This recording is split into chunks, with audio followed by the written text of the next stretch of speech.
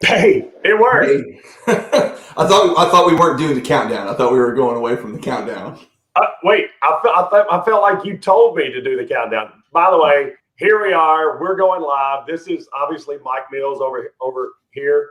I'm Donnie Eden. I think the title of this, what did we title it, Mike? Just kind of two moderately intelligent buffoons? No, I think it was two mostly stupid humans. Individuals, mostly. Yeah. I think that was kind of what it was. So and the the reason behind that is so if we do say something that was way off base or off color or just incorrect, we could say, well, look at the title. I mean, obviously that's who we are.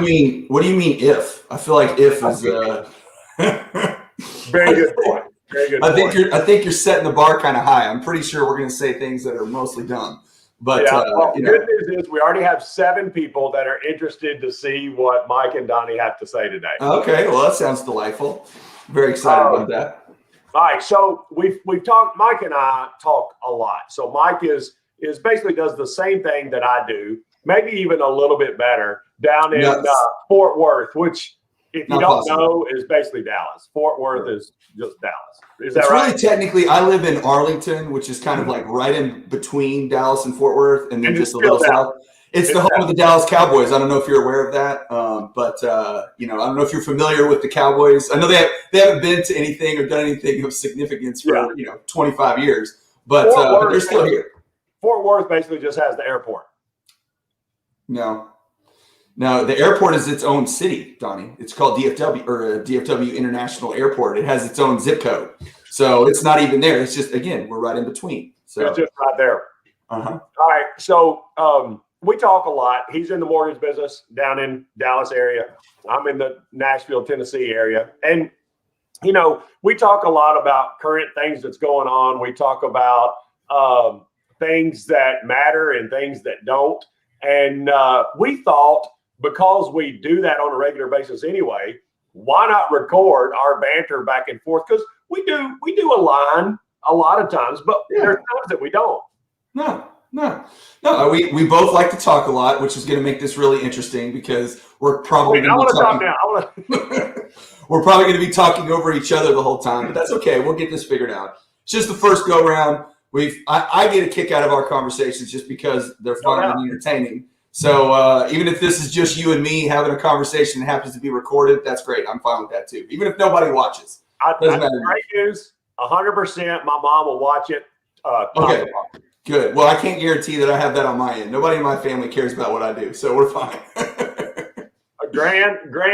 Sherry Eden, I'm sure she's on here right now. I didn't even look, so who's logged in. We'll definitely watch the whole thing. Okay, I'm good. 100% mama's boy. So we have a dedicated fan already. I'm excited about that. Instant, just like that. Good. Well, so I'm really here because since you're the elder statesman in this deal, what are you, like 60 now? How old are you? 48. Okay. All right. So you got a good solid 6 years on me. So, 42, got it. But you've been in this business a lot longer than I have. So I've been in it now just around 10 or so years. Where are you at now? I'm at 20. This is my 21st year right now. Okay. So now I experienced myself this whole crazy rate stuff right when I got into the business in 2009, 2010.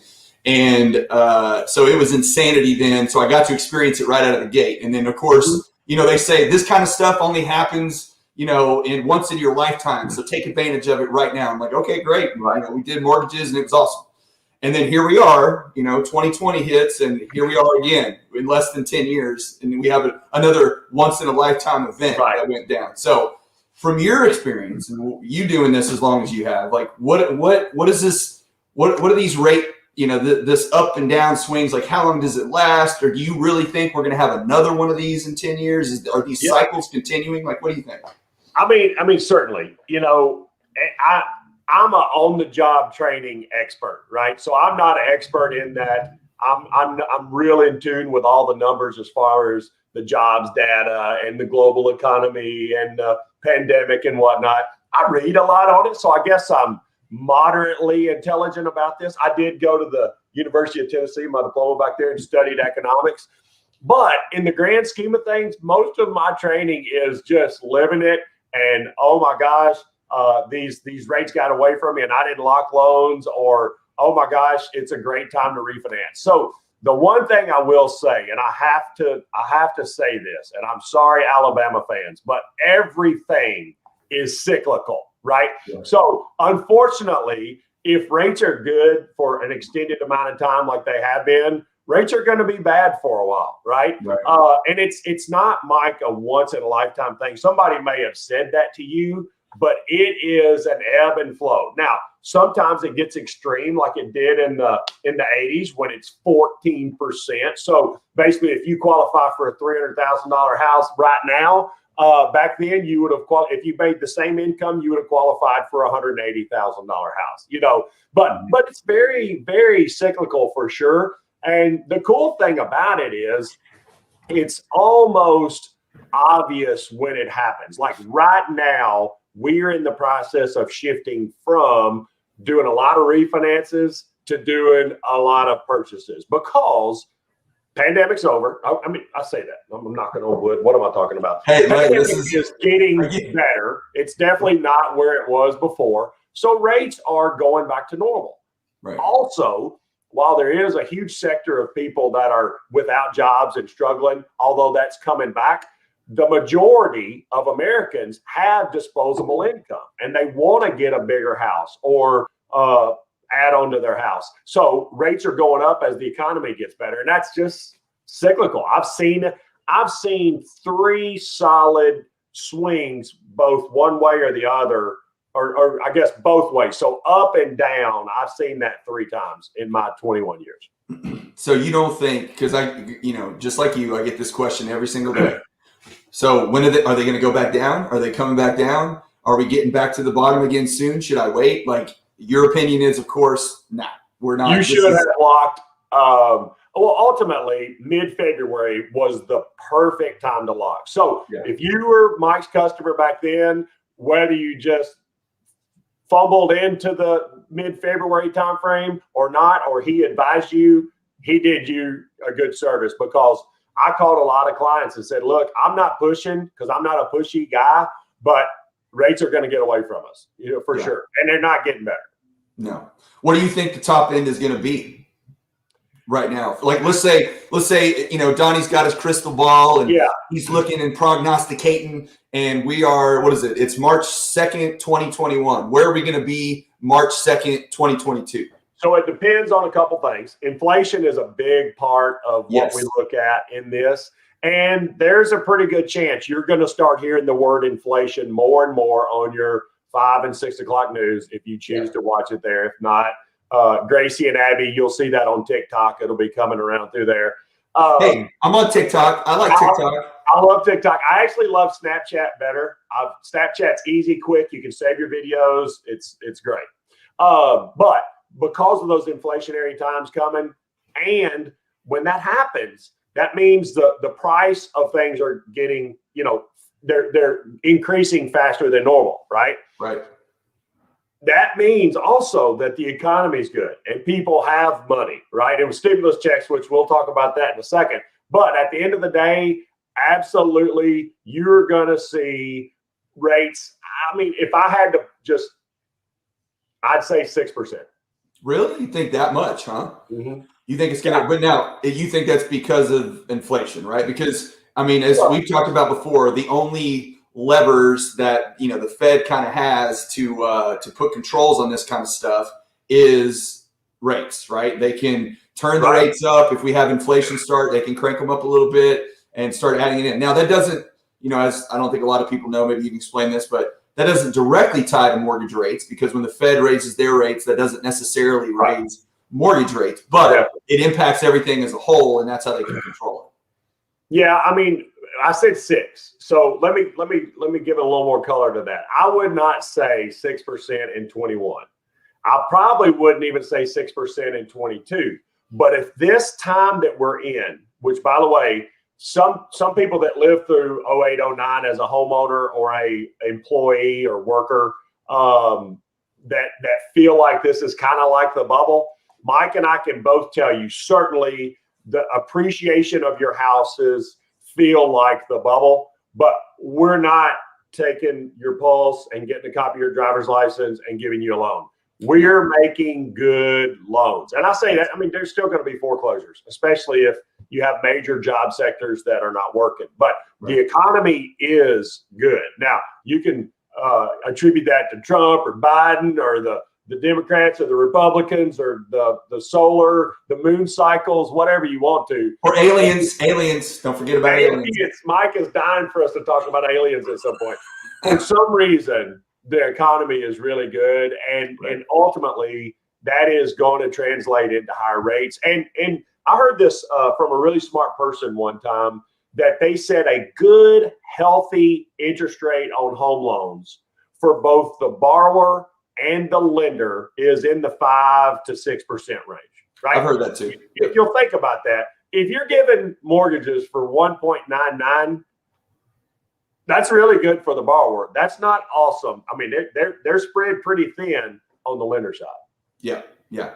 Well, anything that, when you're giving away free money, which, again, it's not free, but it's pretty darn close. Mm-hmm. It's not good for everybody because, again, when you go back to what you were talking about with inflation, that for me is the biggest concern, simply because, we have helicopter money that's basically being passed out, which, by the way, I personally think that a lot of that is for the good. I do think that some of this is necessary, and there's a lot of people that are still struggling and, lost their jobs, and, with the unemployment benefits and the child tax credits and all these things that are coming. I'm personally not against that. But at the same time, we got to understand what the impact of that is. And when you're handing out trillions of dollars into the economy, whether it goes to individuals, back into businesses, under tax breaks, whatever it is, okay, that money is just being passed out amongst the people. Well, our money is no longer backed by gold any longer. So all they're doing is printing paper and putting it into circulation. And that's it, which one of these days we'll talk about cryptos and Bitcoin and all my new favorite subject, but we'll get to that later.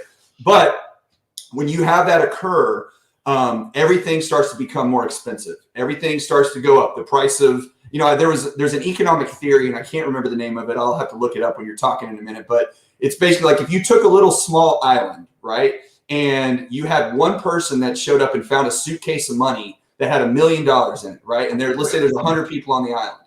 Well, that person that is ahead of the curve that got the $1 million first, they get to take advantage of buying and selling things at lower prices because they're the first ones, right? Right. So, but as soon as that money starts to circulate, as soon as he pays the auto mechanic and pays the guy to renovate his house and does all this, now that money moves into circulation. Wait, they've got cars on this island? Sure. We'll say, yeah, they got cars. They got cars. I was making sure. So once that money gets into circulation, now the mechanic has more money. Now the home improvement guy has more money. Everybody's got more money. So now the costs of goods and services start to go up, right? Now, the good news is that in our world of mortgages, guess what doesn't go up with inflation? Your loan, right? Your loan stays the same. When you borrowed $100,000 or $200,000 or $300,000, whatever it was this year, last year, whatever, that is not impacted by inflation because you have a fixed rate. It's not going to change, and your payment doesn't go up. Now, taxes and insurance is a whole other thing, but your mortgage payment is not going to increase. So in inflationary periods, that's why when you look at, you go on YouTube and look at all the guys talking about where to put your money and all this kind of stuff, real estate is a big player of that because you're going to have your property, not only because of appreciation. I'm in Texas. I don't know how your market is, but everybody on the planet is trying to move to Texas. I mean, we're awesome, so I understand why, but we have so many people moving in here from California, from the East Coast that are trying to get into Texas because our tax laws are friendly. We have cheap land. We have a lot of land. So it's easier and cheaper to get in here and do what we're doing. But even though we have a lot of demand coming up, I don't feel like that's going to, push any direction anytime soon. But my point is that these values continue to go up because of the demand, but also because of inflation. So you bought a house for $250,000 last year. Well, I don't want to get too exaggerated, but within 3 to 5 years, it could be worth 300, 325. I mean, This is the kind of appreciation we're seeing. So it's a safe place to borrow money and park it because you're not going to be impacted by what's coming forward. Absolutely. And on that note, we talked about the stimulus checks for a little bit. We pulled up a couple of graphs just talking about what this stimulus package that went into our system that's ultimately pumping energy into the economy, right? Which, by the way, is already good. But at the end of the day, it's helping people that need it. Now, there are people that are going to get a check that really don't need it, right? Their job's good, everything. I mean, they can use it, right? Who can't use another couple $1,000s? But there are definitely a lot of people that can't make ends meet right now because of it. So because of that, we pulled up just an idea of what your money, like the amount of money that they take out of your paycheck, and Mike's and mine and your brother and sister and everybody else went to. So, Mike, break this down a little bit. I mean, what did the people get? Well, it looks like the people got about, what is that, 410 billion in checks. Yeah. Plus your extended unemployment programs. That's another 246 billion dollars. Your 143 billion expanded tax credits. Now, the only thing I don't know about that is how much of that is individual and how much of that are business tax credits. Yeah, it's hard. Now, they do have a separate category up there for 59 billion in small business. So we know, again, what is that determined by? What are the characteristics, or, what are they classifying as small business? Hard to say. I'm not personally, I saw something in here. There was like another $17 billion going to the airline industry. And I understand travel's been affected, and I don't want to, step on anybody's toes that works for Southwest or Delta or American or whatever.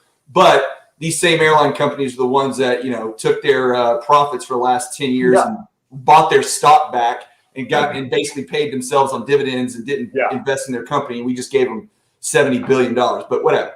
Here's what I want to know. Where did 194 billion go that's other? Like other, I'd be okay if they labeled other in, 10 billion. But basically the same amount of the extended unemployment programs is listed as other. What is that?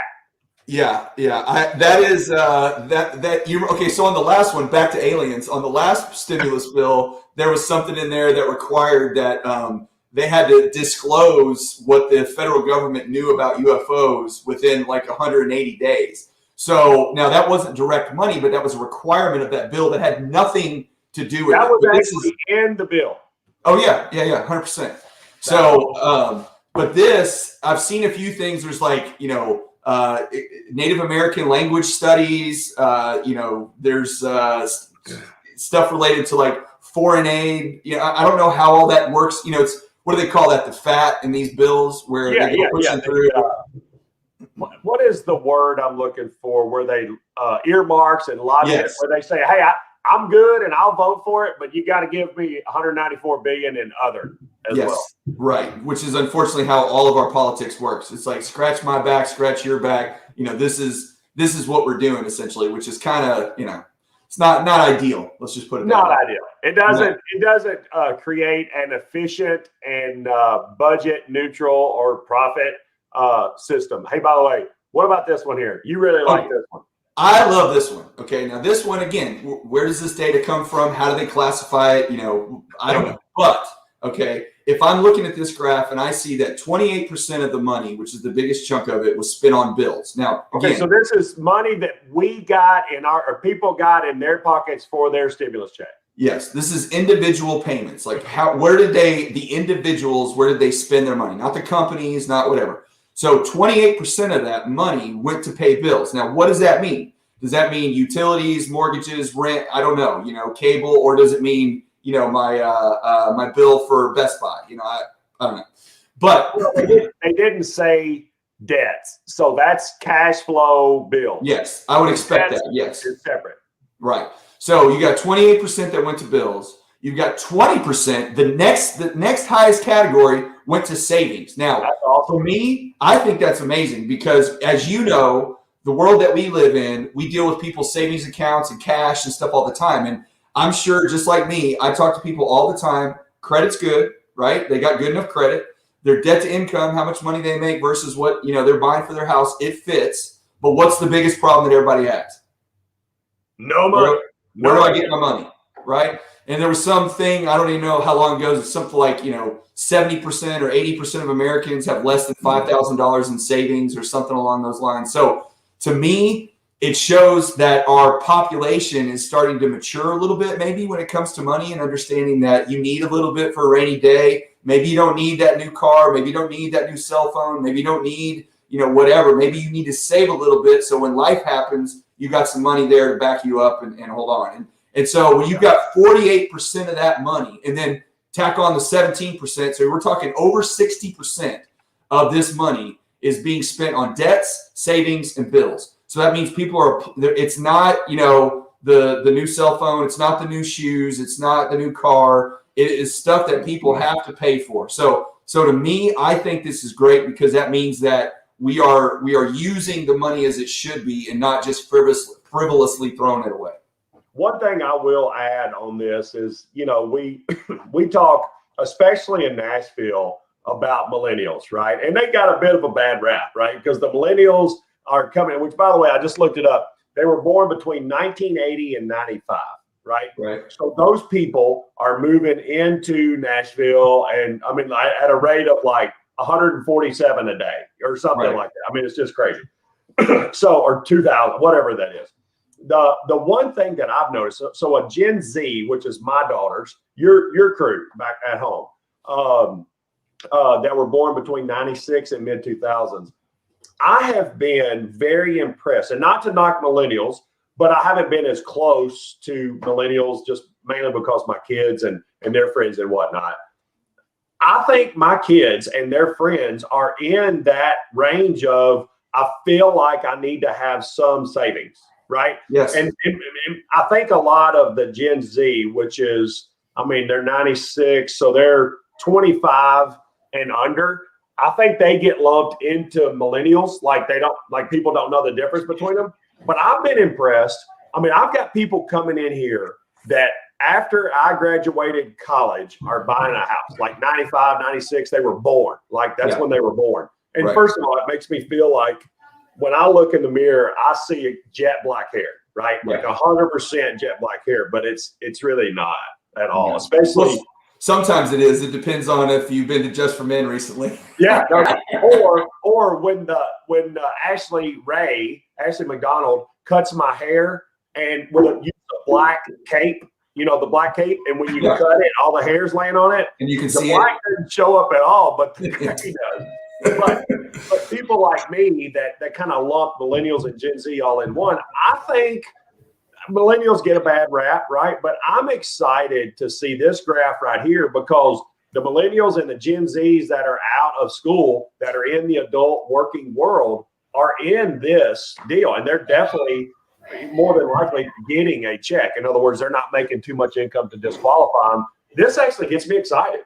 Well, but you also know too, the reason that is what happened to the Gen Zs or whatever they are, when they were born in 97, 96, whatever, by the time they were, let's say 10 to 15 years old, what was happening? The Great Recession is what they call it. Yeah. Right. So they watched their parents, okay, which most of them were probably boomers, I guess. Yeah. Well, boomers or what Gen X. Gen X. Yeah. So maybe early Gen X, late boomers, whatever you want to call it.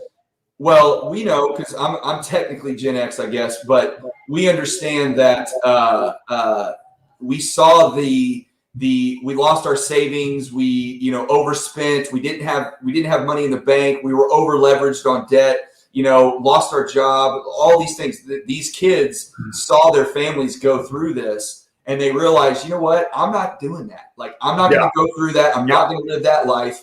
I saw what it did to my family, and I'm not going to be that way. I don't care if my car costs $3,000 and it's not a BMW. Like, I'm totally fine driving from point A to point B, because that's all I need it for. So it's like the value or what they value, I should say, has changed. And I think that's a good thing, a really good thing. Absolutely. Our generation, Mike, are spenders. And we were bigger spenders probably before the Great Recession, because when people got caught with their pants down, didn't have savings, what savings they did disappeared in their IRAs and savings and whatnot.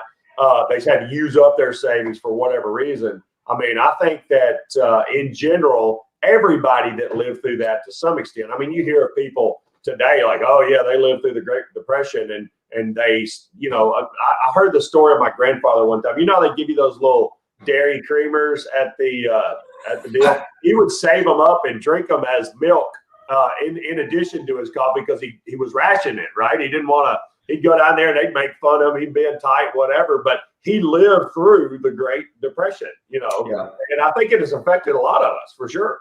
Oh yeah. Oh, absolutely. I mean, I live in fear every single day, regardless of how successful or not successful I am. Every day I wake up because, look, our jobs are, if you don't kill the fish, you ain't eating, right? Yeah. There is no, hey, tomorrow I get a paycheck. I mean, big fat salary just for the heck of it. Yeah. No. That doesn't exist in our world. So you wake up at the first of the month broke. And how do I figure out how to feed my family and pay my bills? And, and I think that because of what we all went through, we saw that and go, okay, I'm not going to put myself in that position again. I'm going to make sure if I got 6 months of bad juju coming my direction, I can pay my bills and not stress about it. And I think that, that was a big lesson for everybody. And again, going back to this graph, that's why I'm so excited to see that, because that tells me that behavior is changing, at least, assuming this is correct.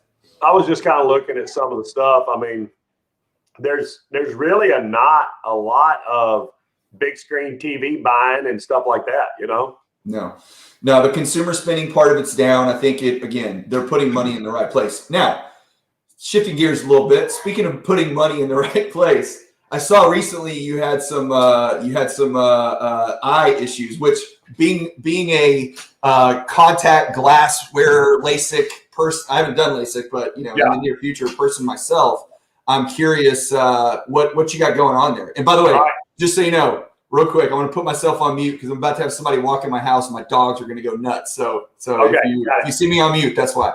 Gotcha. Okay, so basically, I've had horrible vision since I can remember, right? So basically, I can remember being in elementary school.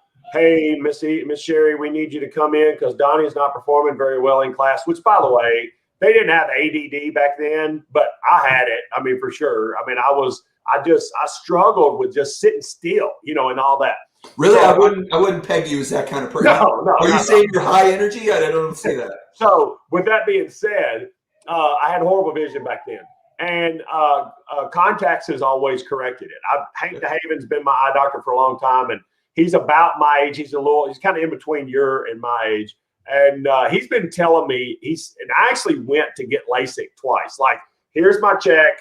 They give me the Valium or whatever you take when you go in there. And then they say, Donnie, basically when they do LASIK, if this is your cornea, and look, this is the part where I don't know what the heck I'm talking about, but basically it's round like this. And to correct your vision, they take part of it out and flatten it, and it makes a different prescription, right? And then you can see better and you don't have to wear contacts. Well, with my prescription, because I'm so blind, they couldn't take enough meat out to get my prescription right, or the more meat you take, the more risk you have of having issues. Right. So I couldn't do that. So Hank's been talking to me about implantable contact lenses, essentially. But basically, they take your God-given lens and break it up and take it out and put new one in. Now, full disclosure, and I hate being 48 and then just getting older, but this is cataract surgery, right? Okay, let's call it what it is. Now, in the grand scheme of things, I've been a candidate for this surgery for a long, long time. And when you think of cataracts, no offense, mom and dad, but you think of 70-year-olds, and basically you get a little milky substance on the surface of your eye and you can't see and glare and whatever, which I really noticed it in my right eye playing golf, right? So you're looking for your ball and it's falling and you're like, well, look, I didn't see it. Where is it? That kind of thing. So I got cataract surgery, but sorry, this is kind of a long story, but this is really good. It's really good. So cataracts surgery, new lenses can give you out there or up here, whichever one you choose, right? Well, this is why it's more like implantable lenses, because I have an astigmatism, so they got something to correct that. and they've got multifocal lenses. Where, by the way, more people are jumping on right now. I found out with my post that a lot of people are wanting this surgery. So multifocal gives you way out there, reading road signs and stuff like that. Mid-range, like my computer, your car dash, and then book reading. It gives you all three, and it is a enigma as to why it works. He told me basically it's a bunch of different lenses. If you think like a bullseye, like a little one, then bigger, it's like a big bullseye. Right. But listen, as soon as they put them in and my dilation went down, where your pupil's this big and everything's so bright, whatever. When that went down, I could see basically 20/20 with both eyes. When both eyes together, my right eye that I did 2 weeks ago is 100% 20/20 out there, up close, mid-range. And I think it's going to be a game changer for me, Mike. I feel 47 again. Well, okay. So, all right. So I got a couple of questions. I figured you would. So they're literally taking your God-given lens, right? And they're cutting it all out and just taking it off. And then they're putting an artificial or whatever lens on it. Acrylic. It's acrylic? Okay. So they're putting that on your eye, and that is your new lens. And now you can see. Now, how long, does that last? Is it, because how LASIK works, you gotta, sometimes you gotta go back in and get it reshaped. Yeah. So what's the shelf life on this thing? So a couple things, but to correct you just a little bit, they don't put it on your eye. They put it in your eye. So it's like the brown part of your eye. What color is your eyes? Brown. Okay. The brown part of your eye, when they dilate you, that opens up, right? And you just see the black. They're going, like when they have to look at my lens, they have to dilate me. This is so crazy, by the way. They have to dilate me to see the lens. It's way back in there. Okay. All right. So I asked that question, and he got, an eye doctor is not a salesman per se, but I could tell he was getting pretty excited that I was 48. Because, by the way, just like when I had Hashimoto's disease, that's a long story, whatever, a long time ago, I was 28 years old, and I was the 28-year-old in there with the older people, right? Same thing getting cataract or implantable lens. You're in there, and no offense to any old people, but that's when they get that surgery a lot of times. Look, we're not that far from old people, right? You got to remember, it's all perspective, right? If you ask, are you talking about my forehead? Well, have you seen my forehead? I got all forehead, but I'm saying if you ask my 13-year-old what an old person is, that's me. So let's be careful on naming old people, okay? Just older than us, okay, whatever. So I'm in there, and it was. I asked him. He said, look, you're 48 years old, and I can give you really good vision out there, mid-range and up close, and these lenses will never change. Now, there's a chance that down the road I may need not readers, but he called it cheaters. Just kind of every now and then. Fancy restaurant, lights are low. They make the writing like that big. But for now, I can read that. And it makes Mandy so mad. She's like, hold on, where's my glasses? She's putting hers on. Now, quite frankly, it was a bit of an ordeal to get this surgery. I had to wear my glasses for 2 weeks, which I told my doctor was worse than when I had a throat issue and couldn't talk for 2 weeks. Wearing glasses for 2 weeks is worse. Okay, so do you know, or did he ever bring up the fact that they're starting to get into the realm of like stem cell therapy with eyes and doing corrective vision? Well, like, did he have an opinion? He didn't bring that up. I had to do something now anyway, or I couldn't. And not that I couldn't function, but it wouldn't have been what I wanted. So no, but are we going into your alien talkers? Stem cell? No. We'll deal with that another time. We're over 30 minutes now, but no. We'll get to that at another junction. I'm just curious because, like, for me, I never got LASIK. I never chose to get LASIK. I've been wearing contacts or glasses since I was 12. Yeah. And but my vision's not too terrible. And actually, my aunt's an optometrist, so I've talked to her a lot about it. But my vision actually got better, which is weird. As you get older, like I had my prescription actually go down some, which is unusual, but it does happen. I didn't even know that, but it does. But I'm really kind of holding out for stem cells because my thought process is I don't want anything that isn't already some sort of biological, typical thing that my body's used to being exposed to showing up in my eye. An acrylic eyeball sounds a little, I'm a little nervous about that. Just like I was nervous about somebody taking a laser and shaving off the top of my eye. Like, wasn't really fired up about that either. Yeah. So it's just a little incision. To your point, I had this in my femur back in the day, right? It's not a fluke.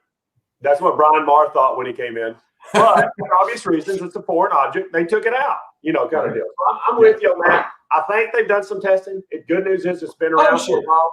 Yeah. So hopefully. I'm sure it's perfectly safe. Thanks for freaking me out. Now I'm worried about You're going to be fine. You're going to be fine. You're not going to have like something growing out of your eye. It's going to be fine. More than likely, you're going to be fine. More than likely, it's going to be okay. All right, so we've covered the stimulus package. We talked a little bit about rates and inflation. What did we miss? Anything? Not for today. Hey, look, this is our first go around at this. By the way, I quite enjoyed it. I enjoyed my time with you today. Yeah. I hope that we can continue to do this because, first off, we talk on the phone once a week just about anyway.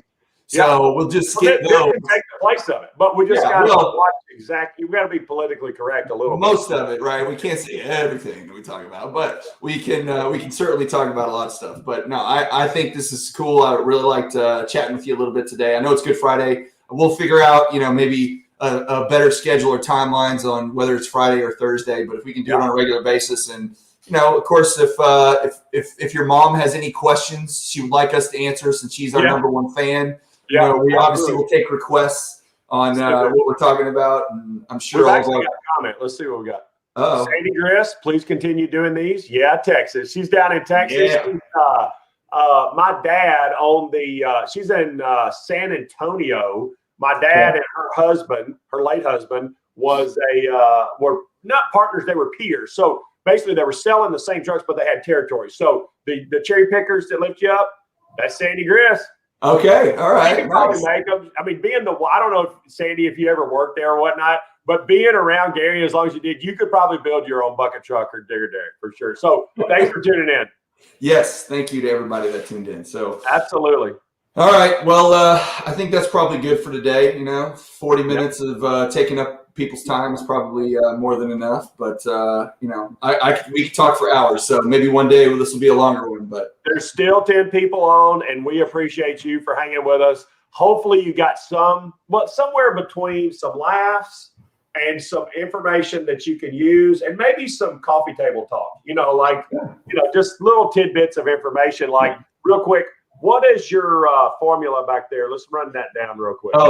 This is B greater than average. And I got this from a coffee cup because that's kind of my thing. Whenever I go on vacations, I get, that's my bit, right? I got one from, this was, I think, Universal Studios and whatever. So that's kind of my bit. But so that one, I got at NASA because we went and watched the space shuttle take off, which, by the way, if you've never seen that before, that is amazing. Nice. You get to see it in person in the smoke, or actually it's water vapor. I don't know if you knew that. Yeah, it's not smoke. It's not smoke. Not good. No. But anyway, so we went and saw that, and I found, again, my coffee cup at NASA because, again, we're going to talk about aliens, not today, but in the near future. So obviously I'm obsessed with space and all that out there. So that was on my coffee cup. Now, do I know that that's what that means? No. I don't see be greater than average anywhere except for the B and the greater than. Correct. That's all I got too. That's as far as. But I figured if they put it on a coffee cup, Donnie, then it's probably correct, right? Kind of like the information they get here is more than likely correct. By the way, if you know a lot about aliens, please forward me some information, comment below so I can talk with Mike about this because I am. What would you call it? Alien ignorant? Like I don't really believe in them. I don't want to say I don't care, but I kind of don't. But I know it's a big deal to a lot of people. Well, so do you know who? And I'm going to say his last name wrong. I love stand-up comedy. His name's Nate Bargatze or something along those lines.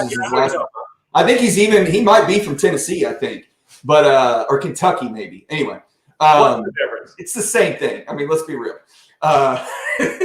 But anyway, his new comedy special, which is on Netflix that I just watched recently, which I highly recommend. It's awesome. And by the way, he's a clean comic. There's no, like, he doesn't cuss. He doesn't talk about, I love it. I watched it with my 13-year-old daughter and my wife. We were cracking up.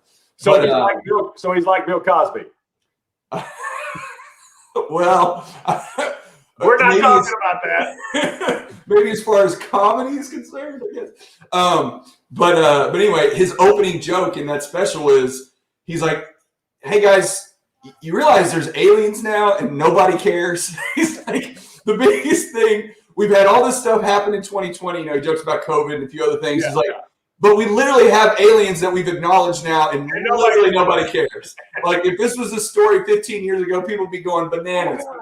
Nobody cares. So I joke with my kids because that's what I say all the time. It's like, this is going on and this is going on. And it's like, and we have aliens and nobody gives a damn. And nobody gives a care that we got aliens. All right, we're down to 6. We got to sign off. Mike and Donnie, y'all make it a great day. Thanks, brother. See you, buddy.